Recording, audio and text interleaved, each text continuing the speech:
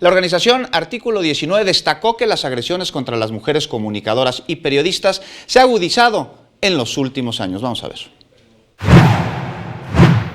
Ante el silencio, ni borrón ni cuenta nueva. Es el título del informe anual que presentó Artículo 19, en el cual se destaca que en el sexenio pasado se cometieron 47 asesinatos, 4 desapariciones y un total de 2.502 agresiones contra periodistas, sin dejar a un lado que en los primeros meses de 2019 se han registrado 4 asesinatos contra comunicadores. El documento señala que Veracruz, Coahuila, Puebla, Ciudad de México y Oaxaca son los estados que mayor número de agresiones documenta. La novedad es que este tipo de violencia se ha extendido a otros estados.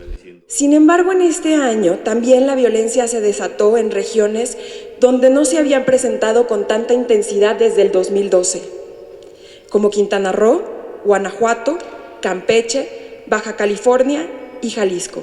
Cristina Ruelas, directora de la organización internacional que defiende la libertad de expresión, detalló en la presentación del informe que la violencia contra mujeres periodistas se agudizó en solo 5 años. Durante este sexenio, la violencia contra las mujeres periodistas y comunicadoras se incrementó de manera constante.